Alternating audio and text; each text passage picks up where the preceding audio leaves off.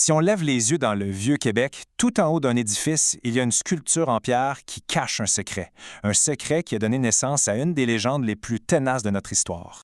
Ces 4 lignes, c'est pas juste de la poésie, là. C'est une promesse, une menace de vengeance froide, patiente, et ça fait des générations que ça alimente l'imaginaire.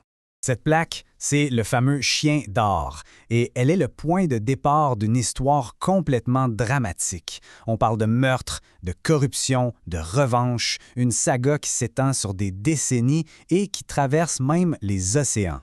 Pour bien comprendre, il faut se transporter dans le temps. On est en Nouvelle-France, au milieu du 18e siècle.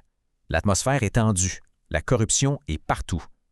C'est dans ce contexte-là qu'un conflit entre un marchand et un haut fonctionnaire va tout faire éclater. Bon, d'abord, on va se raconter l'histoire que presque tout le monde connaît, la légende. Celle qui est pleine d'action, de drame et d'honneur. Et comme dans toute bonne histoire, ça prend des personnages forts. On a le héros, Nicolas Philibert, un marchand qui n'a pas froid aux yeux. Le grand méchant, l'intendant François Bigot, corrompu jusqu'à la moelle. Et son homme de main, l'assassin. Le trio parfait pour une tragédie. Alors, la légende dit ceci. Philibert, exaspéré par la corruption, défie publiquement l'intendant Bigot en installant la plaque sur sa maison. La réponse de Bigot est brutale. Il ordonne son meurtre. L'assassinat a lieu. Mais la vengeance, celle promise par le chien, elle, va attendre. Des années plus tard, le fils de Philibert retrouve l'assassin jusqu'en Inde et accomplit la prophétie. C'est une histoire incroyable, hein? Peut-être même un peu trop belle pour être vraie. C'est ici que notre analyse bascule. Parce que cette histoire fascinante qu'on raconte depuis si longtemps, est-ce qu'elle tient la route quand on la confronte aux faits? Alors, c'est ce qu'on va faire. On va commencer à tirer sur les fils de cette légende. Et on va voir qu'aussitôt qu'on ouvre les livres d'histoire, le beau récit commence à se défaire. Le premier problème, et c'est un gros problème, c'est juste une question de date. Regardez bien la chronologie. C'est là que le château de cartes de la légende s'effondre. Le voilà, le détail qui change tout. L'intendant Bigot, le grand responsable du meurtre dans la légende, ne pouvait tout simplement pas avoir commandé l'assassinat. Pourquoi? Parce qu'il n'était même pas encore arrivé dans la colonie. Il a débarqué 7 mois après la mort de Philibert. C'est aussi simple que ça. Alors, qu'est-ce qui s'est vraiment passé? La réalité est pas mal moins romanesque. Les archives parlent d'une dispute qui a très mal tourné. Une chicane pour une histoire de logement. Philibert frappe l'officier de Repentigny avec sa canne, l'autre réplique avec son épée, et le coup est fatal. C'était une vulgaire bagarre de rue, pas une conspiration politique. Quand on met les deux versions côte à côte, le contraste est frappant. La légende transforme une dispute pour un logement en une grande lutte contre la corruption. Et la vengeance sanglante du fils, dans la réalité, ça s'est réglé avec une compensation financière payée par la famille de l'assassin. On est loin de la grande épopée.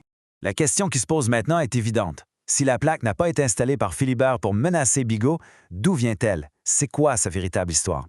Pour trouver la réponse, il faut faire un voyage. On quitte Québec, on traverse l'Atlantique et on recule encore plus loin dans le temps. Direction, la France. Accrochez-vous parce que l'histoire est assez folle. Tout commence au 17e siècle dans le sud de la France. Un propriétaire se chicane avec un noble et pour marquer sa rancune, il fait graver cette fameuse plaque. Des années plus tard, un chirurgien du coin, Timothée Roussel, qui connaît l'histoire, immigre à Québec. En souvenir, il fait faire une copie de la plaque pour sa maison.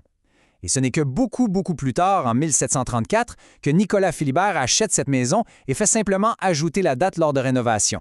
Donc, pour résumer, la fameuse inscription menaçante n'a jamais été adressée à qui que ce soit en Nouvelle-France. C'était l'écho d'un vieux conflit qui s'était passé presque un siècle plus tôt, à des milliers de kilomètres de là. Alors, comment est-ce qu'on est passé de cette histoire de chicane française à la grande légende de vengeance de Québec? Comment ce malentendu a-t-il pu prendre une telle ampleur?